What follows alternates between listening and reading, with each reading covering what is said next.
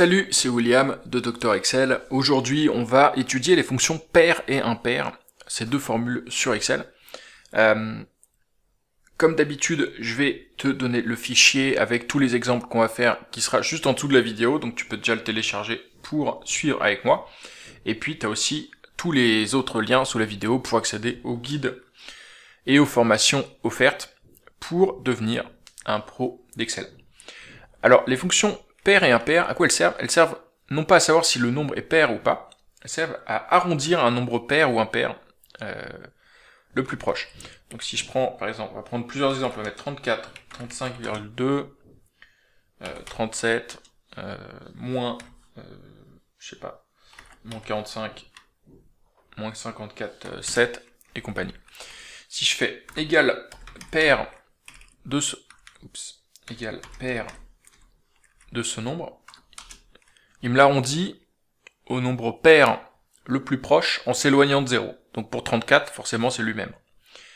Si je fais 35, 2, il me l'arrondit, il s'éloigne, donc il le met à 36. 37, ça va être 38.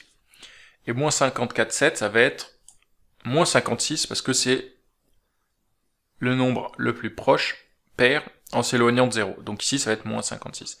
Et c'est le même fonctionnement pour impair. Il va arrondir au nombre impair le plus proche en s'éloignant de 0. Donc ici, pour les nombres positifs, ça va être le plus grand, tout simplement. Donc ça va être 35, 37 et 37.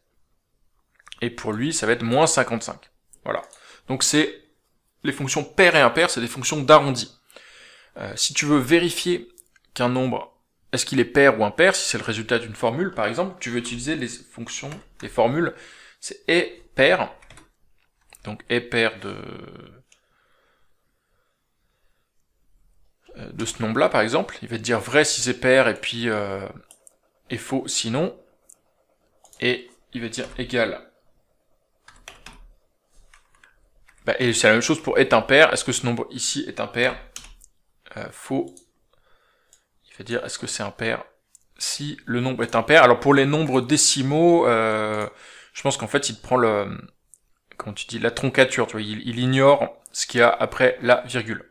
Parce qu'ici, il me dit, est-ce que ce nombre-là est impair? Faux, parce que moins 54 n'est pas impair.